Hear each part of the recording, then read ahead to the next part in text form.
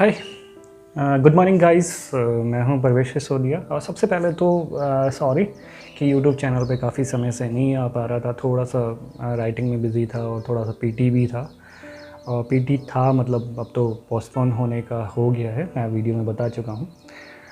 आज का वीडियो मेरा कौन कौन सी बुक पढ़ी जाए यूपीएससी पीटी और मेन के लिए, इस चीज़ पर होगा, क्योंकि काफ़ी लोग मुझे कॉल करते रहते हैं और मुझे समझाने में उन्हें बहुत ज़्यादा टाइम लगता है। तो उससे अच्छा ये है कि मैं आपके लिए एक वीडियो डाल देता हूँ कि क्या क्या आपको पढ़ना चाहिए और क्या क्या नहीं पढ़ना चाहिए। सबसे पहले तो एक गाइडलाइन देना चाहूँगा कि ये वीडियो सिर्फ यूपीएससी ओरिएंटेड है, ना कि पीसीएस, ना किसी, क्योंकि यूपीएससी का थोड़ा सा पैटर्न अलग है। वैसे अब तो यूपी पीसीएस भी उसी तरह से कहने लग गया, तो कह सकते हैं अगर आपको हेल्पफुल होता है तो अच्छी बात है। बट प्रॉपरली मैं जो ये वीडियो बना रहा हूँ यूपीएससी पॉइंट ऑफ व्यू से बना रहा हूँ। और पीटी और मेन दोनों में कौन कौन सी बुक्स पढ़नी चाहिए, कौन से नोट्स पढ़ने चाहिए, उसको लेके मैं यहाँ पर बात करूँगा। ठीक है, चलिए फिर आज की क्लास को हम शुरू करते हैं। ठीक है, मतलब क्लास नहीं है, कौन कौन सी बुक पढ़नी है वो मैं आपको बताता हूँ। देखिए होता क्या है, सबसे पहले हमें पढ़ना है हिस्ट्री। हिस्ट्री के हमारे 4 पार्ट्स होते हैं।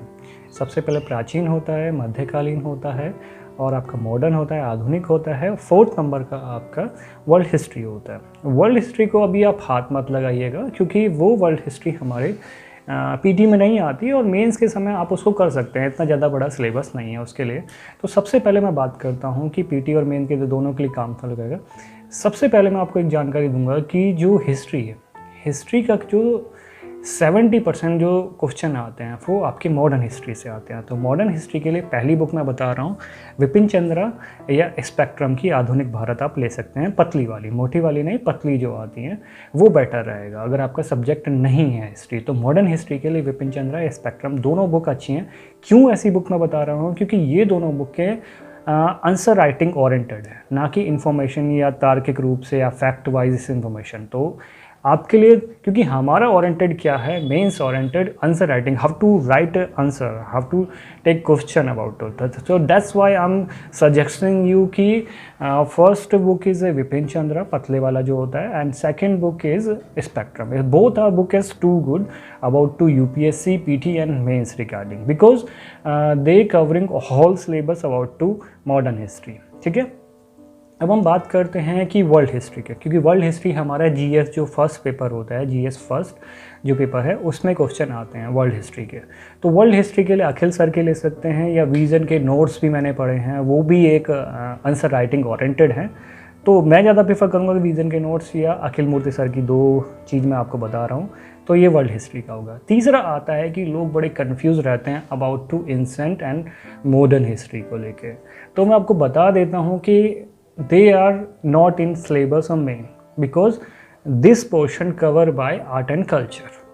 ठीक है, तो don't take to confusion about this. ठीक है, तो आपको अगर आप पढ़ना चाहते हैं, इफ़ यू कम्फर्ट कि आपको लगता है कि थोड़ा सा पढ़ना चाहिए, तो किसी भी रैंडमली किसी भी कोचिंग के एंसेंट एंड मॉडर्न के आप नोट्स पढ़ सकते हैं अगर आपके पास टाइम है तो। अदरवाइज नहीं भी पढ़ेंगे तो is easy going, doesn't matter कि आप कर रहे हैं कि नहीं कर रहे हैं। तो modern and history and ancient के लिए आपके पास कोई बुक हो तो पढ़ सकते हैं, क्योंकि डायरेक्ट क्वेश्चन आता है, उनका तार्किक रूप से कुछ नहीं है।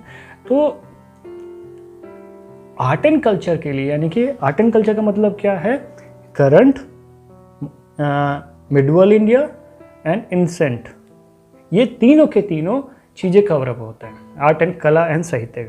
तो उसके लिए सबसे प्यारी बुक है, बहुत मोटी दिखेगी लेकिन मोटी होते हुए भी बहुत कंपाइल है, बहुत छोटा है, क्योंकि उसको एडवर्टाइज रूप से बहुत अच्छा छापा गया है, तो अच्छा लगता है बुक वो। तो नितिन सिंघानिया की एक बुक आती है, वो आपको मैं प्रेफर करूँगा, मैं काफ़ी बार पढ़ चुका हूँ, बहुत प्यारी बुक है, उसको पढ़िएगा और उसके साथ आप करंट पढ़िएगा। ठीक है, यानी कि हमारे समझ हैं कि जो आर्ट एंड कल्चर से रिलेटेड जो भी हुआ है उसको आप पढ़ सकते हैं। तो दैट्स इनफ हिस्ट्री सिलेबस। आपको मॉडर्न एंड एंसेंट के, सॉरी मिडवल एंड एंसेंट के लिए कोई अदर से कोई बुक पढ़ने का नीड नहीं है। मैं ये चारों चीज़ें मैं आपको पीटी एंड मेंस ओरिएंटेड बता रहा हूँ। ठीक है, अब हम दूसरा बात करते हैं कि पॉलिटी के बारे में, यानी कि भारतीय राज्य व्यवस्था के बारे में। भारतीय राज्य व्यवस्था में एम लक्ष्मीकांत से अच्छी बुक कोई नहीं है, क्योंकि होल सिलेबस कंप्लीट करती है। लेकिन ठीक है, आप वो बुक पढ़ना ही है, इसमें मैं कुछ समझाने वाली बात नहीं है कि क्या पढ़ें क्या नहीं पढ़ें। तो that's too enough for UPSC, और इससे अच्छी कोई बुक नहीं है कि आप कोई और बुक पकड़ें, नोट्स पकड़ें। तो मैं नहीं बोलता कि आपको नोट्स पढ़ने चाहिए, आप बुक पढ़िए और अच्छा खासा सिलेबस कंप्लीट करता है, ये हद में आता है और बढ़िया हो जाता है, ठीक है। तो इसके लिए पॉलिटी के लिए लक्ष्मीकांत, लेकिन सोशल जस्टिस भी आता है। सोशल जस्टिस का मतलब क्या है, जो करंट अफेयर में जो भी अमेंडमेंट हो रहे हैं, कानून व्यवस्था जो भी हो रहा है, ये सारी चीज़ें आपकी वहाँ पर हो रही हैं। तो उसके लिए आप करंट अफेयर जो 1.5 साल का होगा रिगार्डिंग पॉलिटी, तो इन दोनों को मिला के आपको पढ़ना है, ठीक है। अभी हमारे पास 2 चीज़ कंप्लीट हो गया, हिस्ट्री हो गया, पॉलिटी हो गया, ठीक है। उसके बाद हम बात करते हैं ज्योग्राफी का। देखिए geography syllabus GS first paper में 40% आता है, ठीक है। और पीटी में 4-5 साल से पता नहीं यूपीएससी को क्या हो रहा है कि 3-4 सवाल ही देता है। तो ये मत सोचिएगा कि यूपीएससी सवाल नहीं देगा, यूपीएससी को कुछ नहीं पता होता। जब कुछ देता नहीं है, 3-4 साल हो जाते हैं, तो वो सडनली वो एकदम से उसको क्वेश्चन पुटअप करने लग जाता है। तो पीटी में 1 या 2 क्वेश्चन तो आपका मैपिंग से आएंगे, वो आपकी करंट ओरिएंटेड मैपिंग होगा। ये नहीं कि आपने कोई एटलस उठाया, जितना भी सारी चीज़ें उसमें पढ़ने बैठे, कुछ फ़ायदा नहीं होने वाला। Is not beneficial to you. Be smart and do smartly work if you want to succeed in UPSC, ठीक है, because they depend on logically things. तो उसके लिए आपको क्या करना है, ज्योग्राफी के लिए एक तो दृष्टि की बेसिक बुक पढ़ सकते हैं, उसकी छोटा सा है, ज़्यादा मोटा नहीं है। तो मॉडर्न फिजिकल एंड भौगोलिक और भारत भूगोल का अच्छा सा छापा गया है, तो ज़्यादा भटकने की ज़रूरत नहीं है, क्योंकि सिलेबस इतना नहीं है। जैसे कि 40% में आपका सिलेबस बता रहा हूँ मेन के लिए। तो मेंस में क्या होता है कि जो आपका 30% क्वेश्चन जो आएंगे वो आपके आएंगे इंडियन ज्योग्राफी से, और इंडियन ज्योग्राफी का भी वो करंट सिनेरियो से मिला कर देगा। जैसे इंडस्ट्री हो गया, एग्रीकल्चर हो गया, एनिमल्स, उनकी पॉपुलेशन हो गया, डेमोग्राफी सिस्टम हो गया, मतलब जो भी इस तरह के हैं, जनसंख्या वाला हो गया, वो करंट ओरिएंटेड टॉपिक हैं। तो 30% सिलेबस आपका इंडियन ज्योग्राफी से आएगा, और 1 या 2 सवाल करीबन 10 या 20 नंबर दी, और नहीं 2-3 सवाल आपके फिजिकल ज्योग्राफी में तो मुझे लगता नहीं किसी को कोई प्रॉब्लम होगा तो आप मुझे बताइएगा, मैं उसको पढ़ा दूंगा। तो इसके लिए ज़्यादा नहीं, सिलेबस के अकॉर्डिंग चलना है if you want to clear the UPSC परीक्षा, ठीक है। तो ये हो गया आपका ज्योग्राफी के लिए। दूसरा, लोग इंटरनेशनल रिलेशन को लेके बहुत ज़्यादा कन्फ्यूज़न होते हैं। इंटरनेशनल रिलेशन को लेके कोई कन्फ्यूज़न नहीं है, बहुत सारी बुक आती हैं, आप मत पढ़िएगा। सिर्फ 1.5 साल का करंट ओरिएंटेड जो आईआर का पार्ट है, इंटरनेशनल रिलेशन के हमारे अदर से क्या रिलेशनशिप हैं, यानी कि जो ऑर्गेनाइजेशन हो गए, वर्ल्ड बैंक हो गया, IMF हो गया, इस तरह के जो भी 1 साल का है, आपको इसमें रिस्क लेना पड़ेगा, ठीक है। और दूसरा, हमारा आईआर को ही कवरिंग करने के लिए हम अपना इकोनॉमी सर्वे से भी हेल्प ले सकते हैं, तो उससे हम इंपॉर्टेंट चीज़ें बात कर सकते हैं। हाँ, और ज्योग्राफी में जो इंडियन ज्योग्राफी है, उसके लिए एक चीज़ और बोलूँगा, जो एग्रीकल्चर की हर साल जो रिपोर्ट आती है, एग्रीकल्चर की जो रिपोर्ट आती है हर साल निकलती है, उसी से क्वेश्चन है कि भी आप एग्रीकल्चर की बुक उठा के पढ़ने बैठ जाओ। एग्रीकल्चर के सवाल एग्रीकल्चर रिपोर्ट से ही आते हैं, ठीक है। ये चीज़ क्लियर हो गया ज्योग्राफी के लिए, यानी कि हिस्ट्री, ज्योग्राफी एंड पॉलिटी मैं आपको क्लियर कर चुका हूँ, ठीक है। बुक कौन कौन सी बताइए, विपिन चंद्रा बताइए, नितिन सिंघानिया बताइए आर्ट एंड कल्चर के लिए, ज्योग्राफी के लिए दृष्टि की बुक मैंने बताई है, बाकी करंट तो मैं बता ही रहा हूँ साथ के साथ में। एग्रीकल्चर रिपोर्ट बताई है, वो गवर्नमेंट की निकलती है, वो आपको पढ़ना ही है, ठीक है। और सबके साथ करंट अटैच है, ये चीज़ याद रखना, ठीक है। ये हो गया। अब हम बात करते हैं कि क्या कहते हैं, पॉलिटी, ज्योग्राफी और हिस्ट्री हो गया। इकोनॉमी बहुत बड़ा बैरियर है, जिसको समझ में नहीं आता तो आता नहीं है, बहुत ज़्यादा इम्पोर्टेंट है और बहुत सारी चीज़ें उससे आती हैं। तो उसको पढ़ना कैसे है, सबसे पहले तो कोई भी बुक मत लीजिएगा, ठीक है। विज़न के नोट्स लेना है, विज़न में सिर्फ 4 या 5 चैप्टर हैं, मैं आपको बता दूंगा, monetary and fiscal policy, GDP वाला, और 1-2 इंडस्ट्री और है, bank money and bank, 4 chapter आपको पढ़ने हैं। उसके अलावा सारा सिलेबस छोड़ देना है बुक वाला, ठीक है।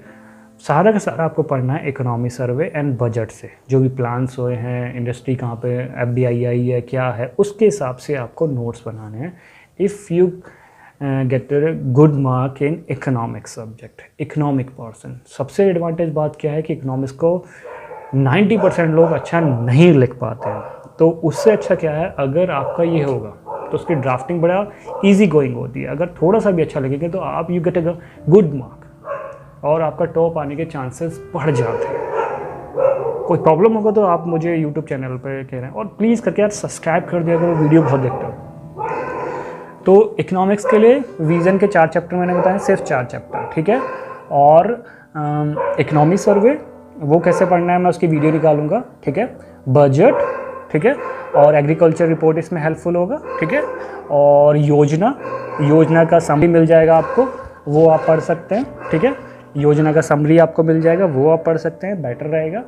तो ये सारी चीज़ें आपके इकोनॉमिक्स तैयार करने में, कोई बुक्स मुझसे मत पूछेगा कि इकोनॉमिक्स कोई बुक डजन फ़ायदा कुछ होना ही नहीं है, नत्थू कोई फ़ायदा नहीं होना, ठीक है, ट्रस्ट में। And economics, polity, geography, history हो गया। आईआर भी बता दिया है मैंने, आईआर पूरा करंट अफेयर है। एक डिजास्टर मैनेजमेंट है, डिजास्टर मैनेजमेंट से 2 सवाल आते हैं, यानी कि 25 से 30 नंबर के क्वेश्चन आ जाते हैं आपके, ठीक है। तो आपदा प्रबंधन जिसको बोलते हैं, इग्नू फिग्नू के नोट्स मत पढ़ने बैठ जाना, बहुत सारी बुक्स आती हैं, कुछ फ़ायदा नहीं होना, दोनों सवाल आने हैं। इंडियन की डिजास्टर मैनेजमेंट की रिपोर्ट 2 बार आती है या 1 बार आती है, भूल गया क्वेश्चन में, वो आती है, सिर्फ उसको पढ़ लीजिएगा, करंट में क्या हुआ वो कर लीजिएगा, 2 सवाल आपके पक्के हैं, यानी कि 20 या 30 नंबर कन्फर्म बेस, ठीक है। ये चीज़ हो गया, डिजास्टर मैनेजमेंट हो गया। हाँ, साइंस टैग, विज्ञान और प्रौद्योगिकी, सिलेबस में विज्ञान और प्रौद्योगिकी है, टेक्नोलॉजी है, यानी करंट ओरिएंटेड है। कभी आप फिजिक्स, केमिस्ट्री, बायो को रट्टाफिकेशन लगाने बैठ जाएं, कुछ फ़ायदा नहीं होने वाला। थोड़ा सा रिस्क ले लीजिएगा, 1-2 सवाल छूटता है, छूटने दीजिएगा, क्योंकि 18 या 20 क्वेश्चन में से आप ज़्यादा एक आधा छूट जाए कोई दिक्कत नहीं है।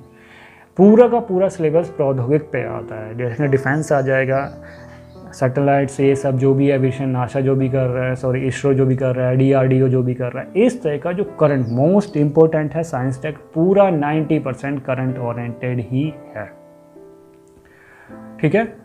तो ये चीज़ करंट ओरिएंटेड है पूरे साल का, साइंस एंड टेक का जो भी करंट होगा आपका, ठीक है। कोई भी मैगजीन आप पढ़ते होंगे, विजन या दृष्टि जो भी पढ़ते होंगे, तो उसमें साइंस टेक का जो भी पोर्शन होगा 1.5 साल का कवरअप करना है आपको, उसका नोट्स बनाइए, सबसे बेनिफिट ये है। और गवर्नमेंट की साइट्स हैं काफ़ी सारी, जो अगर उन्होंने डिफेंस में कुछ किया है वो सब किया है, वो आप उसमें से देख सकते हैं। एक और थिंग बची है इन्वायरमेंट की काफ़ी सारी बुक्स अच्छी हैं, तो बट यूपीएससी में क्या है कि इन्वायरमेंट आपको ऐसे पढ़ना चाहिए जिससे आप आंसर राइटिंग भी कर सकें, खाली पीटी नहीं होता, पीटी में भी काफ़ी अच्छे सवाल आते हैं। तो विज़न के नोट्स आप उसमें पढ़ सकते हैं, बहुत अच्छे नोट्स हैं, आसान हैं और समझ में आता है लिखना। विज़न की खास बात क्या है, क्यों मैं विज़न के इतना पीछे पड़ा रहता हूँ या दृष्टि के, विज़न की जो नोट्स हैं वो ओरिएंटेड है हाउ टू राइट आंसर, वो स्टोरी क्रिएट करके बताते हैं, ना कि फैक्ट पर ज़्यादा, क्योंकि यूपीएससी भी फैक्ट पर ज़्यादा तवज्जो नहीं देता है। तो आप विज़न के नोट्स आप में पढ़ सकते हैं, ठीक है, बेटर रहेगा वो आपके लिए, ठीक है। विज़न के नोट्स आप पढ़िए उसमें, और प्लीज़ करके 1.5 साल का करंट भी उसमें ऐड कर लीजिएगा और उसका अलग से नोट्स बना लीजिएगा, ठीक है। ये बेटर है। बुक पढ़ना चाहे बुक पढ़ सकते, लेकिन बुक बहुत ज़्यादा लेंथी हो जाती है, most of question current oriented touch करके आते हैं, तो करंट मिला के वो सब कर सकते हैं। ये चीज़ हो गया। और एक मोस्ट इम्पोर्टेंट बुक है जी सुब्बा राव, याद रख लीजिएगा, ये मैं नैतिक शास्त्र के लिए बता रहा हूँ, इथिक्स के लिए बता रहा हूँ। इथिक्स को अभी से पढ़ना चालू कर दीजिएगा, आधा घंटा रोज निकाल, क्योंकि पेपर के समय आप सोचेंगे मैं पूरा कर लूँगा, तो this is not possible. It's too lengthy book, too important, very important. Without ethics you can not be qualify UPSC. मैं बताता हूँ कैसे कि 4 पेपर एक तो 250 नंबर का होता है, पूरा पेपर 250 नंबर का है, वो 250 ये हो गया।